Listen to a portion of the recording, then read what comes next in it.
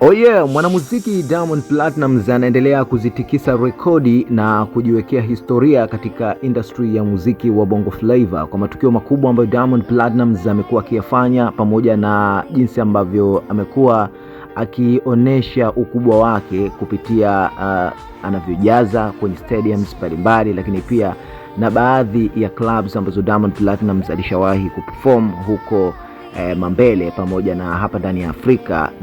Mambo yamekuwa ni mengi kweli kweli. So Diamond Platnumz hivi sasa yuko kwenye tour yake hapa nyumbani Tanzania, Retro Tour, ambayo amefanya vizuri mno. Wachambuzi mbalimbali katika industry wamekuwa wakizungumza swala hili na wakiongelea namna ambavyo Diamond Platnumz kadri siku zinavyozidi kusonga mbele amekuwa ni mtu ambaye kwa hakika ni kama darasa huru kwa content creators pamoja na wasanii wengine mbalimbali.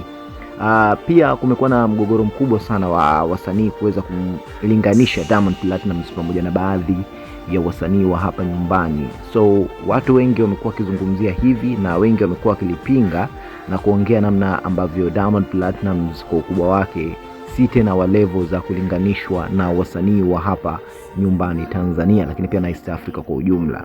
So mzozo huu umekuwa wa ndani na kina kweli. Kumeibuka mashabiki mbalimbali ambao wamekuwa wakizungumza kuhusiana na hili. Baadhi wamekuwa wakilipinga na kusema kwamba Diamond Platnumz si mkubwa East Africa yote, lakini baadhi ya watu wengine wamekuwa wakileta facts mbele na kusema kwamba Diamond Platnumz ni msanii ambaye anahitaji kupewa crown ya peke yake. Kwa hakika Diamond Platnumz amesimama katika industry ya Bongo Flava kwa muda mrefu sana.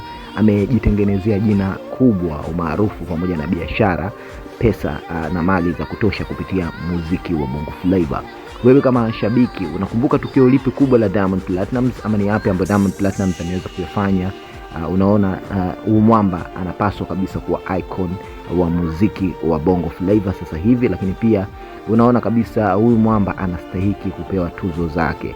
Tuambie kwenye upande wa comments hapo chini, lakini pia usisahau kujiunga nasi hapa kila siku ili usipitwe na habari pamoja na matukio yote muhimu. Hakikisha unabofya alama nyekundu hapo chini ya video hii iliyoandikwa subscribe, lakini pia usisahau kuweza kugusa alama mbili za kengele. Kufanya hivyo moja kwa moja utakuwa umeturn on notification na hutopitwa na habari pamoja na story yote ya town every day.